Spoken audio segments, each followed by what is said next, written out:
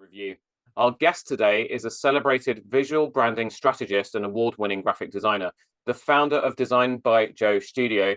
She specializes in crafting premium brand identities, having collaborated with a range of clients from startups to Fortune 200 companies over the past decade. Her philosophy is that excellence deserves to look outstanding.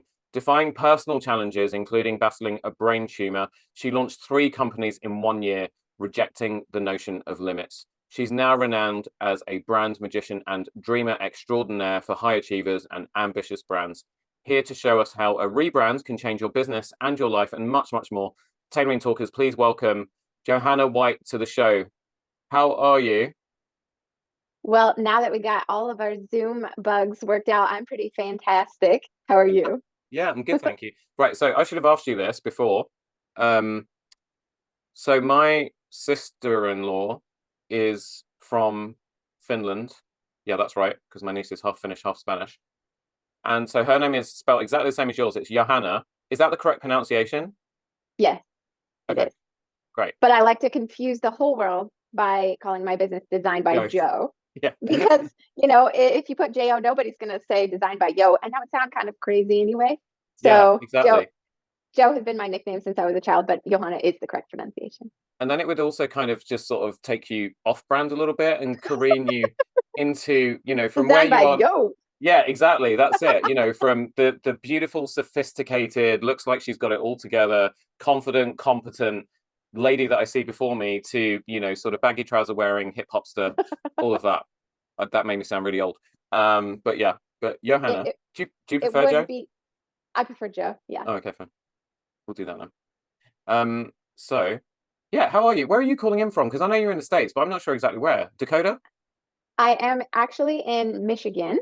Oh, Beach coastline side across the lake from Chicago. So a little cool. town called St. Joseph, which you probably have never heard of it unless you're from here. No, But I it's absolutely gorgeous. kind of I mean, wherever it is that you are in some of your Instagram shots, it looks beautiful. So yeah, I just had someone from Chicago all the way over in London for a suit fitting recently. Ooh. Yeah, Well, if I can't find any good tailors around here, you're going to have someone from Michigan over in London sometime soon. awesome. I mean, you look like you're kind of managing the whole wardrobe department pretty well. You look absolutely amazing.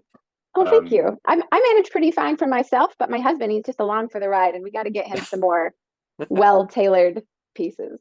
yeah, I hear that a lot. So Designed by Joe, did you start off as a graphic designer and then kind of sort of found your way through to branding? I did. I actually started as a graphic designer at an agency, Hmm. and I bottom of the totem pole doing really work like on an assembly line. It was like the clients were on an assembly line. Quick, make these ads. Quick, make these pages. Quick, do these things. And I never felt like I was actually changing their business or their life at all. And about 3 years into that job, I had all of the, oh, someday I'll quit here and I'll move to New York and I'll join a bigger agency and I'll work my way up the ladder. But it was at that time that I got diagnosed with a brain tumor. And suddenly life was completely uncertain. I didn't know how much time I had left. And I decided, looking around, that I had not even come close to living up to my potential and that it was now or never. So I quit the agency and started Design by Joe.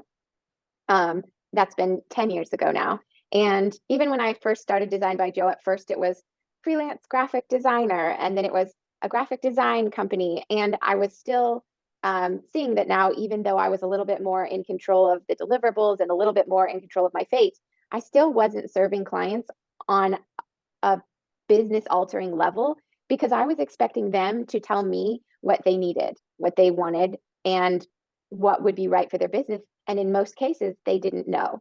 And I started saying, hang on a second, I didn't come this far to only come this far and to still be mediocre and play it safe and fly under the radar. I'm willing to show up as the expert and own this space. You tell me, what do you need more of in a relationship with your designer? And they basically all came back and said, we don't know what we don't know.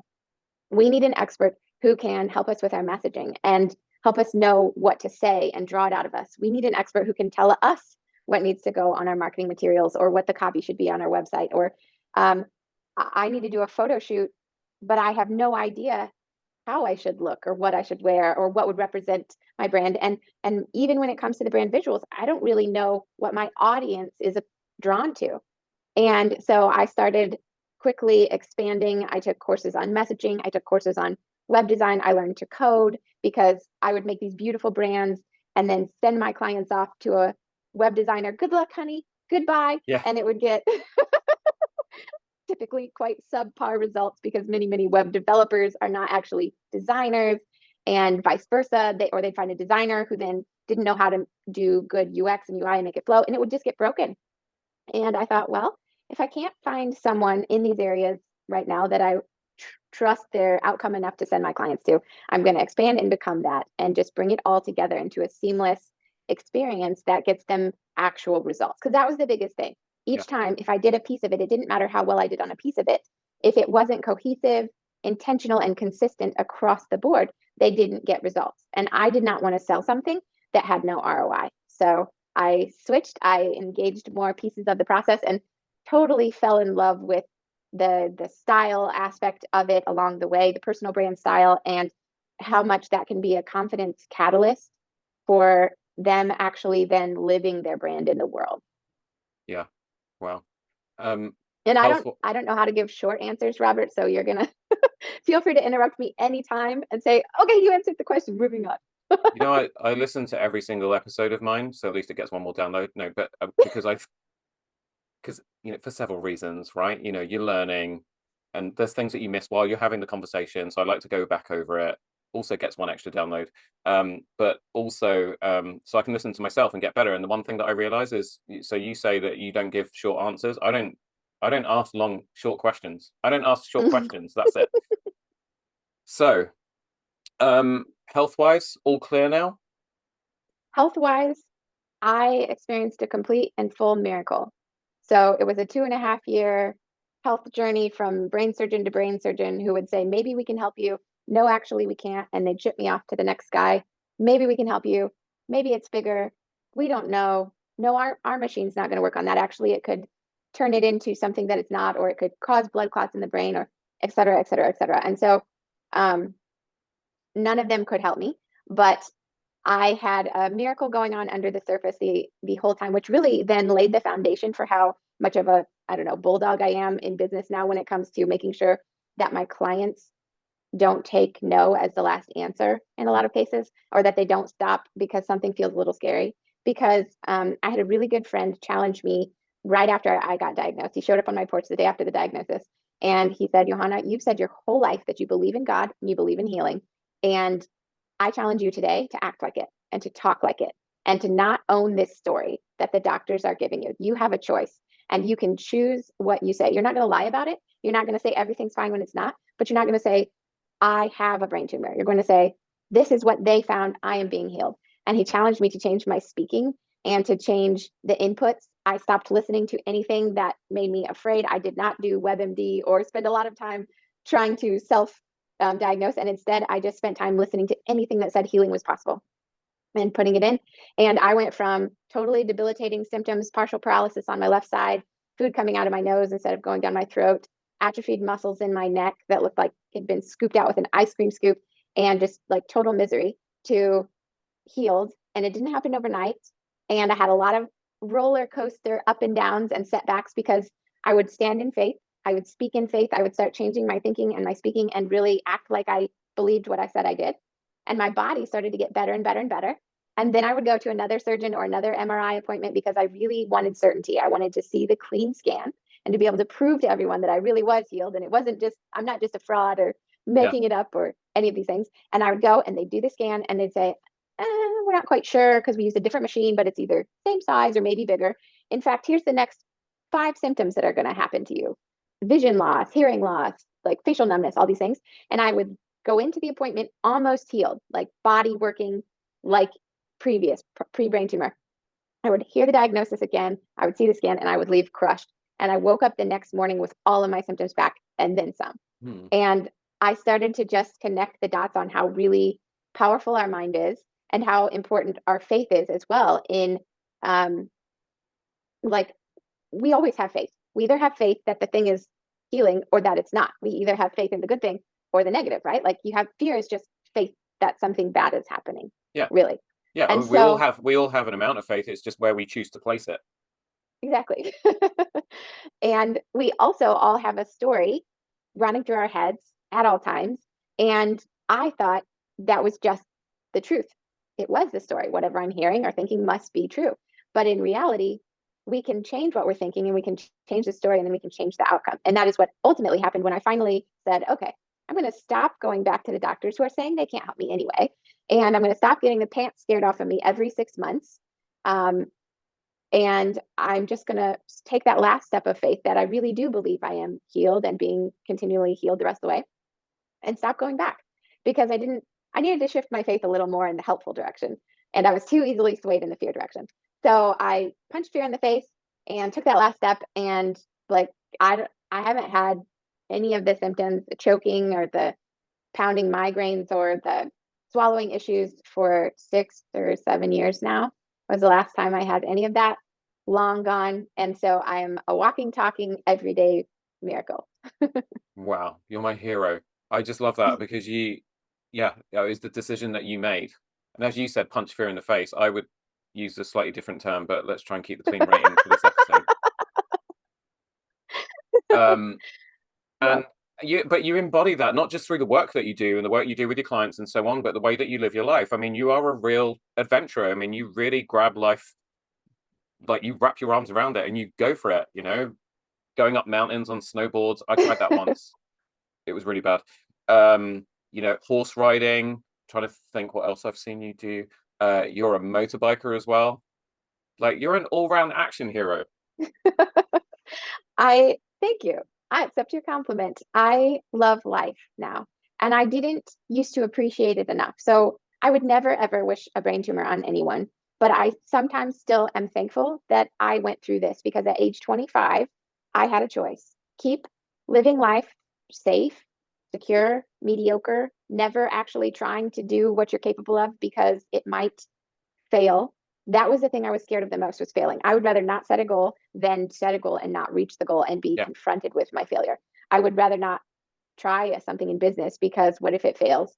And by the way, I've had 2 failed businesses in the last decade. Designed by Joe is still going strong, but I have had the scariest thing I thought that could possibly happen, failure, happen again and again and again. And I'm so thankful that I had that moment to pivot and say, okay, I can keep playing it safe, but look where that's got me. I've put off doing this, I put off doing that because I wanted to be the good girl, get it all right, follow all the steps. And that's not working out for me. I don't know if I have 6 months, 6 years, or 60 years, but however much time I have left on this planet, I'm going to live it. I'm going to spend it with my family, with my friends, with people that matter. And the kind of clients that I work with, they're going to be people I want to spend time with. I'm going to say no to people that aren't the right fit. I'm going to charge what I'm worth and work with the kind of people that are totally aligned to everything I want to offer. They were going to become my best friends along the way, which they do. And then we're going to do like my client Julie and I just did, which was go to Italy and Greece for her brand a few months ago and spend 30 days working with photographers from Milan and shopping and spying. Is that a word? And I know what you mean. Spotting. and adventuring and do flying dress photos in Greece. And like I would have never been the person that even thought that was possible 10 years ago, let alone that it could be something that's a normal part of my life. Yeah. So I came back from that trip, for example, and a lot of people said, you lucky duck, that is a once in a lifetime 30 days at 5-star resorts in Italy and Greece. Like that is a once in a lifetime trip. And I just looked at them and I thought, for you, maybe if that's your story, Yeah. If you believe that it could only be a once in a lifetime thing, okay. But Yeah. I'm going to make that my new normal. Yeah. I'm going to create these brand experiences and offer them to clients, and the right ones will say, "Oh my gosh, I have been waiting for you to make this offering so that I could work with someone like you to uplevel my brand in my favorite spot in the world." In June, I have plans to rent the house that was used at the end of Casino Royale, James Bond. Did you do Yes, your there's homework on me? I I was stalking your Instagram a little bit. We can talk afterwards about some of your cover art because honestly, we could level it up for Oh yeah, definitely. that true Bond vibe. But I found the house when I was in Italy with my client this past June. I found the house and I want to rent it this coming June for one very special client who is ready for just the next level brand experience, and take my videographer and photographer and just like do an epic up level to their brand in the place where they feel the most like their future self already. So that is the other thing that I learned during the brain tumor was I couldn't keep waiting for her to show up. That Yeah. Johanna, that someday she would be a badass, someday she would be brave, someday she would be making an impact on the world. I kept waiting for her to, I don't know, walk in the door one day and I would just feel like it. Instead, I had to say, what does she look like? How does she live? How does she act? How does she like help other people around her? How does she spread love and joy? And I've got to step into that in some small way today. I've got to buy the shoes. I've got to wear the shoes. I've got to take that next step and start becoming her so that she could show up. And it took me 6 or 7 years to really learn that principle and begin embodiment better. But now that is what I do with my clients. And that is probably why we're talking today, because I'm so passionate about helping clients truly live their brand, and their style is one of those ways that you think, oh, in 5 years, I'm going to be this chic executive, whatever position you've got on your vision board. And no, actually, how about today? You become the first step of that person, and then you plan your New Year's goals from that place, from that mindset, from that space of, I've already arrived, and therefore I'm going to make these decisions. And it shortcuts the timeline of their business up levels by 5 to 10 years. And I freaking love it. And I don't know if that even made sense. I got so excited. Sorry, No, I it mixed did. in. I'm I mixed I'm in hanging brain I'm tumor, hanging travel, on. and fashion. I'm hanging on to every single word that is coming out of your mouth right now, and I'm hoping that everybody listening to this is as well. I'm sure they are. But it made total sense. Total sense. It's so funny and fortuitous, I think, that, or serendipitous. I need to look up that word. I think I know what it means. That you and I are meeting today of all days, because today was my last official client day in the workroom, and I'm taking the next 5-6 weeks out to work on the business and also work on myself as well. It's been really, really busy. We had our best year ever last year coming out of the pandemic, and then we grew it some more again this year. But I reached burnout completely. The business has kind of got to that point where it's now a bit more than I can actually handle, which is exciting because I describe it as a kind of change that is, it's a little bit chaotic, but it's like stretching and things are breaking, but it's good because then when I heal them, they'll be stronger and all of that. Anyway, there's all sorts of stuff going on in my head right now. So it is really, really kind of, I don't know, it's kind of awesome that you and I have actually met today on my last day of this year that I'm, it's like I've said, I'm fully booked until January. You guys have to wait. I've got to take care of this stuff and start working on it now.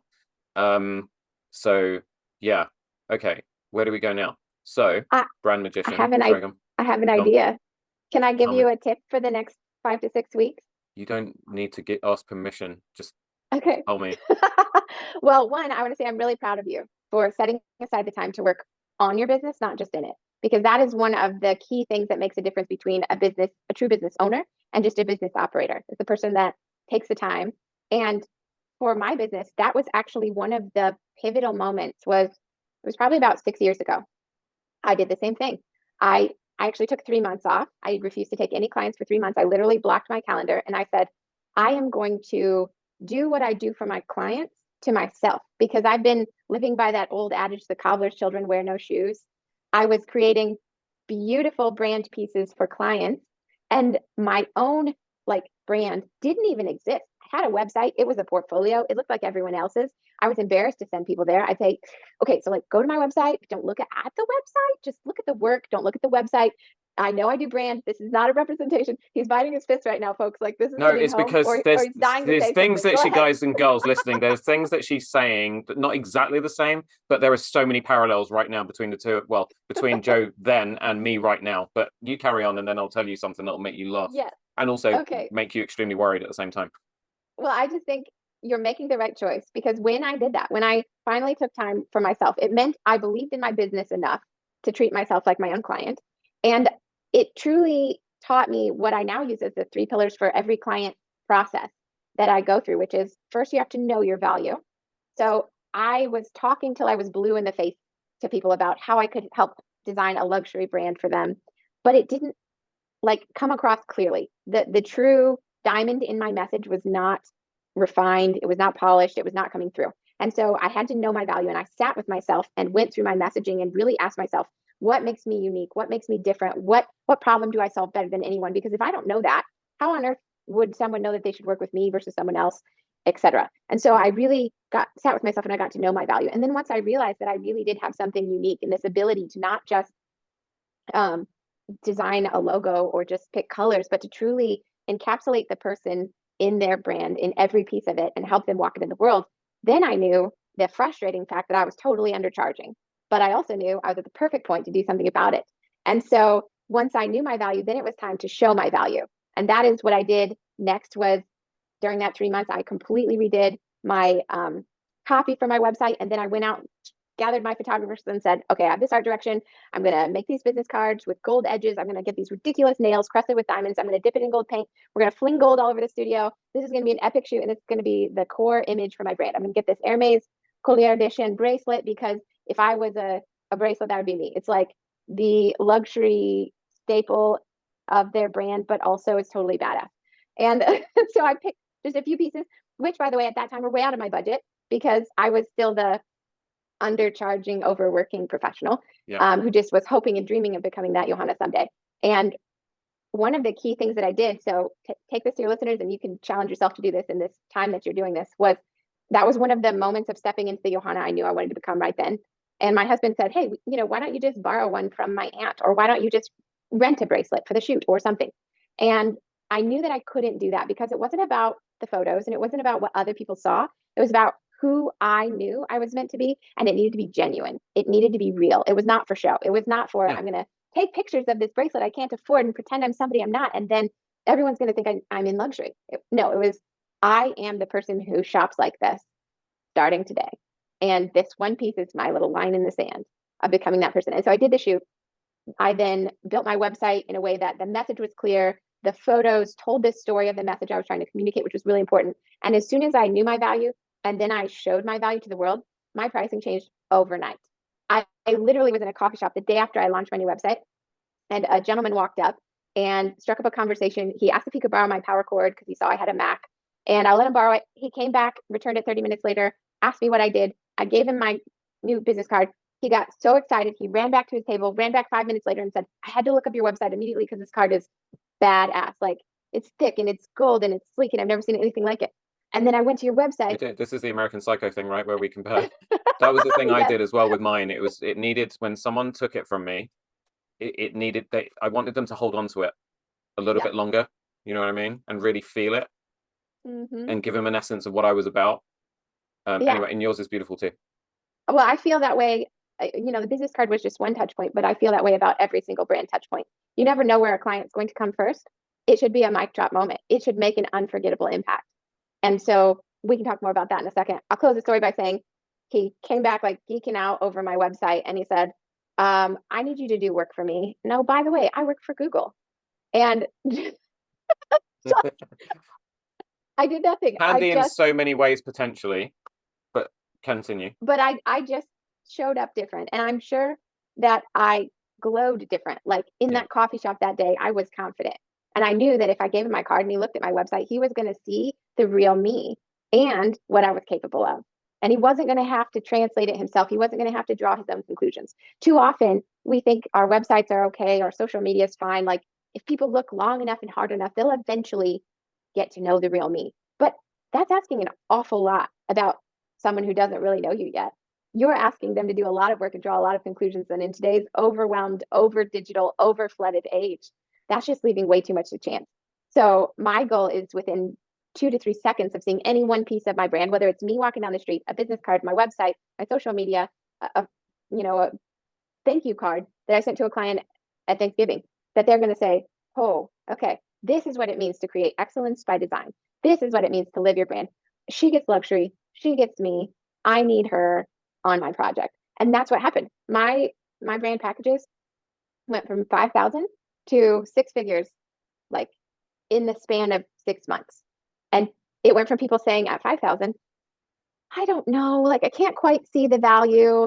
I'm not sure it's worth it. I don't understand why I need this, to at 100,000 people saying either yes, heck yes, I need you now, or I can't quite afford it right now, but I'm putting you on my vision board. I'm going to grow my company until it's like, till I hit this goal so I can work with you. And I totally see why it's worth every penny. And I'm so excited. Like, I can't wait. And that is what happened because I took the 3 months. I treated myself like my own client. I put myself through my own process, which, by the way, if you can't do that with a good conscience, whatever your process is, whatever you're selling, whatever your service or product is, if you can't either put it on yourself or put yourself through it and get results, why are you trying to sell it to clients? Yeah. Clearly, if you can't do it on yourself, it's not working.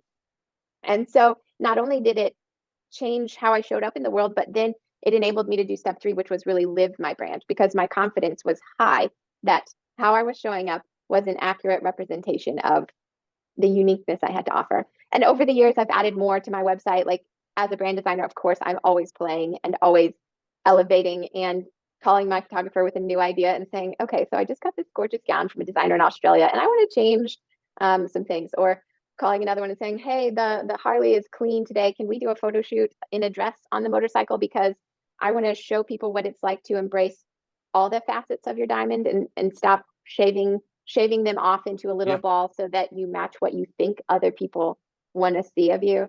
And hey, I have this idea. And they've forgiven me for everything. They've forgiven me for the motorcycles on their studio floors. They've forgiven me for the gold paint everywhere. And we always have fun because in every single moment, we're bringing a brand to life. And so that was a long tip, but hopefully you can take several nuggets of ideas for your next 5 to 6 weeks. And I wish you the very best of luck with all of that. Of course, like, call me if you need to chat. We can talk again. I can help with any of that. But I'm so excited that you're doing that for yourself because it means you really believe in who you are. And I think you'll emerge on the other side of it so much closer to the next level version of who you want to be. Yeah, no, exactly. And just to sort of dive back into your amazing answer, and like I say, that's why I actually spun around in my chair for those You that are did. listening to this, It was biting awesome. my fist because there was so much that Johanna was saying that I'm going through at the moment. So you said one thing, the saying that a cobbler's children have no shoes to wear, and one of the realizations. Look, I'm going through burnout. I've changed saying I went through burnout this year because you know 9 days in Cyprus at a 5-star resort did not fix it. It's a much longer term problem. So that was one thing. The other thing that happened was that I was seeing a client and he was complimenting my outfit, but in particular the trousers, pants that I was wearing. And I said, yeah, I absolutely love this fabric. It's a really lightweight milled wool, so it kind of has that flannelly autumnal look, but it's got a little bit of stretch to it, and it's available in all these amazing colors of nature. So they're just really versatile. And I don't know why, but as I was talking to him, I just reached behind to my butt, and I don't know why I did it. I don't normally do that, but I did, and I felt a hole. And my head tailor was standing behind me, watching, probably thinking, "Why the hell's he reaching behind for his butt?"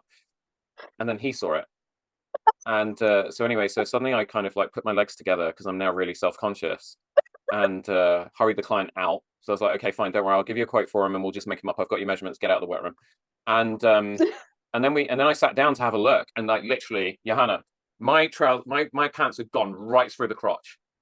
And so I said to my head tailor, I was like, what the hell? I didn't even realize. Like, how would I not even know that? I put them on in the morning. I criticize my own clients for that. And he said, actually, we noticed it on those last week when you wore them. We just didn't tell you. Asshole. So I went home and then I showed my wife. I said to her, you never guess what? And she said, what? So I sat down on the chair in front of her and spread my legs. And she said, what the hell is wrong with you? Throw those in the trash. And then I went to my wardrobe and I looked through all of my other suit pants. Same thing, at various different levels of wear. So I don't ride a motorbike. You're way cooler than me, but I have a Vespa. And so I guess, and I have big thighs as well. So I'm probably prone to crotch wear, excessive crotch wear. But anyway, so I looked at all my other pants and they're all gone, right? So I've now got a wardrobe that's completely decimated.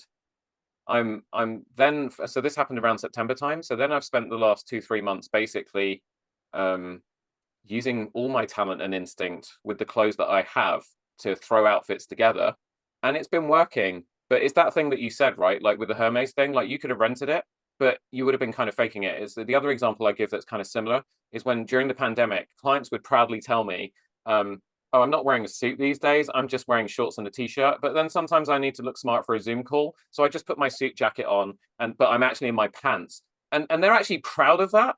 And I would say to them, "But the person you're not being genuine. You're not being what's the word? I can't think of it because my dog is barking outside, so that's another distraction I've got going on right now. And she has one of those barks that's like on a higher upper end frequency that cuts straight through your brain. Anyway, so that's the The, problem that I have at the moment, right? Is I feel I'm not being genuine because I'm doing all this wonderful work for my own clients. I'm not even taking care of myself. It's like the original 77 Superman movie where he catches Lois Lane and he's like, "I've got you." And she says, "You've got me, who's got you?" And I'm like, "No one's got me." I'm like free falling at the moment. So that's the other thing that I'm doing in December is I'm becoming my own client and I need to take myself through the entire process. But at the same time, because our branding and everything is just now got to a stage where it's just a complete mess, I'm going to take myself through all the touch points of what our customers from prospect through to client go through, and start working all this stuff out. But it's crazy. And ergo at the beginning of the episode, because people are scratching their heads, some of you who haven't been paying attention, and there is a question coming probably. I told you. maybe, Yeah, maybe not. maybe there's a question coming. About how rebranding can change your business and your life. It's when particularly solopreneurs and entrepreneurs get to this stage where they feel like everything's a mess, that they've got the label on the jam jar, but what they've been telling people for 5, 10, 15 years is strawberry jam has suddenly turned into apricot jam on the inside. There's a mismatch, and they don't quite know how to untangle that sort of mess, which is where someone like you comes in, delivering an end-to-end solution, and not doing what a lot of branding experts do. And I don't want to put anyone down, but a lot of branding experts do kind of come in and they'll do the kind of first bit, and then they'll say, right, okay, this is what we've been through, everything that you Good need to luck. do. Good luck. See you later. Thanks for your check, and or bank transfer because no one writes checks these days. And that's it. And then what happens if you then go and look back in on those entrepreneurs, solopreneurs a year, 2 years down the line? Nothing's changed. Nothing. It got worse, right? Yeah, it's just chaos because they're now discouraged and more burnt out because they feel like, wait a second, I tried to fix this. I got help. I paid money. I spent time, but I'm still in the same place because they told me things that I either then didn't have the time or the skill or the knowledge to actually implement myself, which is why for my clients, I tell them it's done for you and with you. It's like you have to be part of it. I'm not going to make up your authentic brand, but I do a process called content mining, which is that I believe everything that makes you unique and that makes you amazing is already inside of you. Just sometimes it's hard to not enunciate, it's not the right word, but sometimes it's hard to really express it cleanly, clearly, and quickly in a way that the person you're talking to grasps why they desperately need to work with you starting this minute. And so I just do content mining and I ask the right questions to draw that out of them. And then I craft it into a message and I say, okay, I think that this would be what you would say for an elevator pitch. I think this would be a great one-liner. I think this would be a great email to your existing clients. I think that this would be great copy for your website, but we're going to review it together. You're going to help me change any words that are words you would never say, or no, that's not actually how I meant to say that, or this. And in like 80% of the messaging sessions, I swear my clients like burst into tears of joy because they're finally seeing what they've been trying to get out of their soul for years. And it's short and it's crisp and it's compelling. And they feel seen and heard, and they know that they will be seen and heard by the person that they are wanting to attract. Yeah. And so it's just so like it's such a life-changing thing. It's no longer just a business-changing thing. But then in most cases, even if I created all that messaging and then just said, okay, go put this on your new website, go put this on places, like it wouldn't happen. It feels overwhelming, which is where the done for you part really comes in. I say, okay, now we've got you in this, and now I'm going to go make this for you so that all you have to do is keep telling your audience, like, this is coming, we're doing this. And then, like, it's like a new birthday, it's like a rebirth, and you get to just step out as that person. And it's not overwhelming. It's actually a fun process. Most of my clients call me up and say, what can we do together next? Because I don't want to not be working with you at all times, basically for forever. Yeah. And it takes something that felt so just like something you had to do. Many people think of a brand identity as a necessary part of doing business. It's like a toll I must pay to cross this bridge, or it's like getting your passport photo. You got to have it if you want to get on the plane called business. So you march down to the post office, some grumpy lady snaps your picture, you get your passport, off you go. Had to be done. But in reality, your brand is like the jet fuel that powers the plane of business.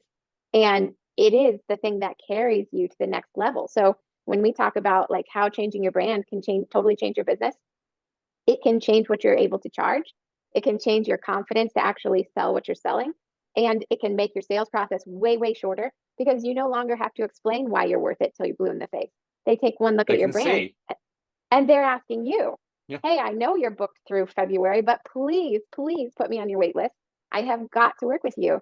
And it turns like maybe clients into raving fan, diehard, will do anything to work. Swifties, Taylor Swift. Yeah. Like that I girl love has a Taylor Swift. brand. And that's what it does. So it's no longer just a drudgery that you must get through, although most people are still treating it that way, which is why Yeah.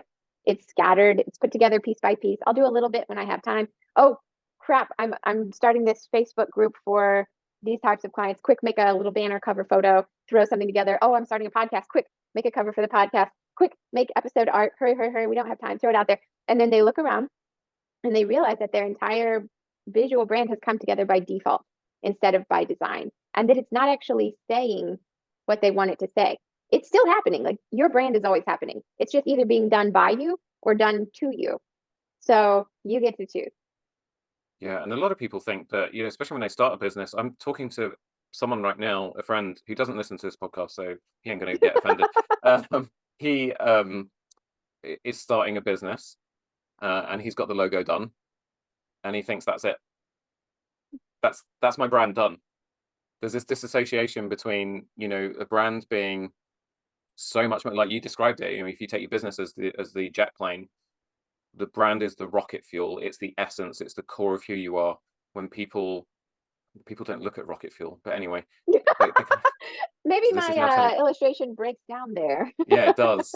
So yeah, You can help me come up with a new one. we can rework that one. But it's not just a logo on the side of the plane, right? That's not going to get you anywhere. So yeah, I'm just my head is completely swimming at the moment because I know I'm totally in this situation. It's a wonder that I've got this far in business, to be quite honest, over the last 12 years. But we're going to pull this together. So that's it. That's the thing. As you were talking, that I absolutely loved about your approach, which is that you when you were talking about content mining, and that you really get in there to find out what this person is about, from who they are, what they like to do. I mean, the thing that we do with our clients, right? The way that they speak, the language that they use. I took a screenshot while you were talking. And this also kind of threads in with the guy that approached you in the coffee shop and used your MacBook adapter. You're very generous, by the way. I'm very precious about that kind of thing. I'm like, sorry, you want a what? Where he kind of gave you your adapter back and then took your card and then ran back to his laptop, and then he looked at your website and then he came back and was like, oh my God, I've got to work with you. I took a screenshot while Joe was talking. I have on one side, and I'll see if I'll post this up somewhere. I have one of her profile pictures where she's wearing a Hermes linky thing and so on. And then she's talking on screen. And I took a screenshot at random. And what is in one of her branding photos and what you see on the screen in front of you, the person that you see in front of you, it's exactly the same. Exactly the same. You are the living embodiment. And sorry, now I'll go back to the other thing that I really picked up on, which was the content mining, so the photo shoot you did where you told them, okay, right, I need to get back in the studio and I'm going to bring a Harley Davidson or whatever in there. They must have thought, oh my God, what the hell is this woman on? That photo is amazing. The one with you in the red dress on the motorbike. Yeah, that's awesome. One of the ones from that shoot. Yeah, but you see, that's something about you that when people could see, I know that about you, right, before working with you. So it's not going to come as a surprise later on. So, Yeah. with me, there are things that surprise people. So like when they find out that outside of my, working day, the first thing I do when I get home is I'm in ripped jeans, trekking boots, a t-shirt, and I'm out with my dogs all the time. People seem to think that I don't know, wear monogrammed pajamas and a smoking jacket and or when I'm fitting someone and a long-standing client, like my cuff just kind of rolls up a little bit, and then a long-standing client, so particularly the older, more well-to-do ones, will go, "Oh, I didn't know that you had a tattoo," and I'm like, "Yeah, I do. What is it?" It's two dragons coming out of the sun because it represents a number of times that I've almost died and I'm still here, like resilience, rebirth, all that kind of stuff. And I'm like, "Oh, okay."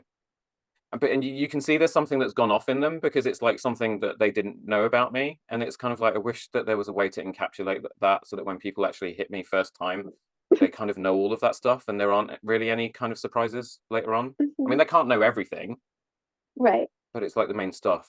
Yeah. The no BS tailoring. I don't hang around with other people from my industry because I find a lot of them really pretentious. Sorry, I don't care if any of you are listening to this. That's the way it is. Um, because they're also judgy about people, like they sneer at people that walk past that aren't dressed the right way or don't look high end enough for them to be, it's like, well, we're actually in the business of dressing people and making them better. And some people might dress that way because they haven't found people like us yet. And I don't do that. I Yeah. don't judge people when I meet them the first time in that way, et cetera, et I cetera. I'm talking way too much now. No, no, no. I'm so glad to hear that. And I love that. And two things on that. One, some of them sneer at people because that is what they think they need to do, actually, to carry out the persona of a true artisan of fashion. Like I couldn't possibly have kindness in my eyes, or people would see weakness. Many of them are truly just they're like that. Yeah, we know. But there are some of them who have become that way because they felt like they needed to be that way in order to make it in the cutthroat fashion world. But there are a few like you who are seeing that the way things have always been done is not how they should continue to be done. And and like showing more of yourself through your brand, it goes above simply removing potential for startling moments. And it goes into actually creating moments where more people will want to work with you because of those things about you. People want to work with people that they know, like, and trust. And they love working with people that they have something in common. I remember after, I don't know, I think I rode my motorcycle out to the barn and I took a snapshot of the motorcycle with the horse and I posted it. And suddenly I had 20 new friends on Facebook that also rode motorcycles and rode horses. And then I looked at the profiles and we also both, like all of us did ballroom dancing. And it was suddenly we were this weird niche of people who did all of the unusual sports at the same time. And I had a whole new tribe. And it was just really fun because I had hidden parts of me for a really long time, thinking that if I'm going to be this professional who does branding on a luxury level, well, luxury people, you got to have your chin up to here all the time. You must look down on everyone. You must always always be wearing like dripping in gold. And where did that leave room for the girl who worked construction for 15 years of her life and would like scrape off the tile mud to go ballroom dancing? Or the girl who on the weekends has like a brown patch on the back. Oh, Oh, sorry, this is Bailey. He's our rescue dog. he's dressed for the holidays. He is. I love Say it. hi, Hi, Bailey. Bailey. Oh, Bailey just blurred out. He's got to stay right in front of you. There we There we go. go. Sorry. So He's I been kept scratching shaving at me. off that part. Yeah. Or I didn't think that my clients would want to know the Johanna that walks back from the barn with like a dusty patch on the butt of her breeches because she's been riding bareback out in the field today and doesn't care what the neighbors think and probably still has some hay stuck in her hair. And I compartmentalized. I had my barn friends, I had my brand friends.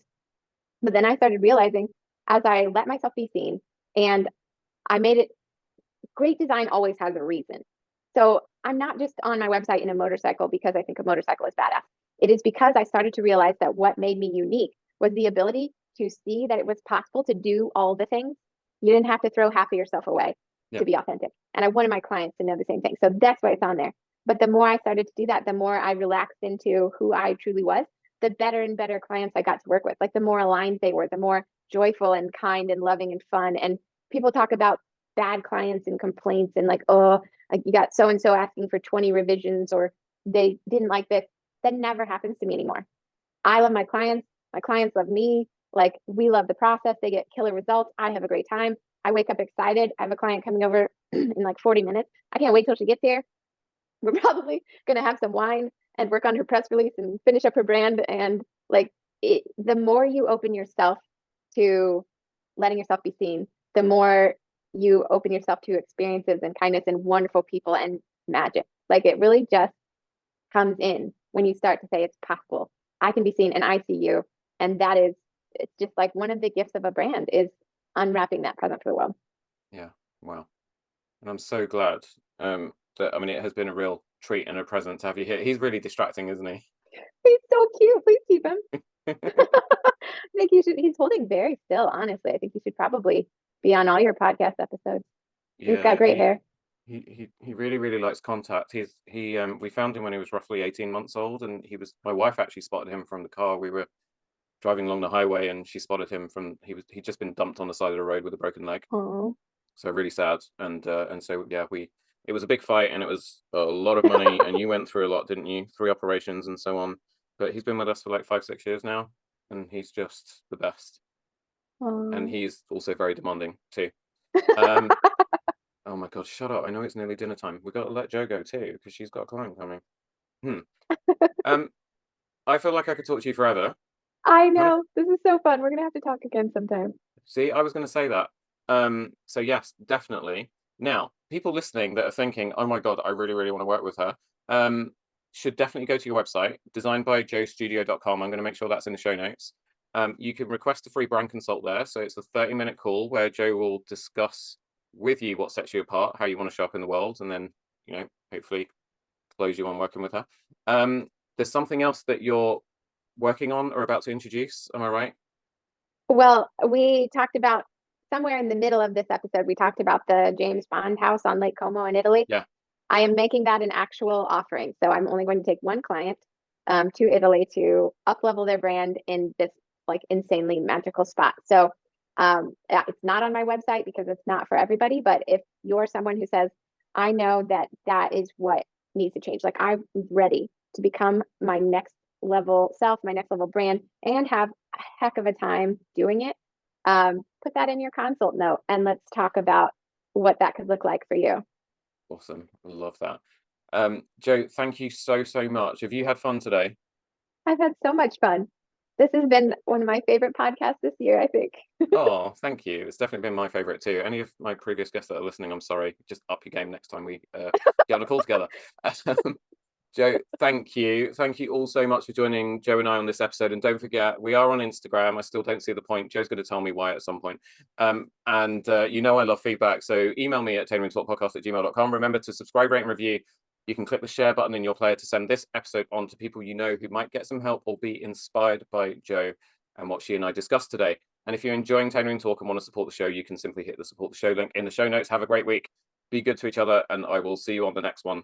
And Bailey probably will too. Thanks, Jo. Thank you so much for having me.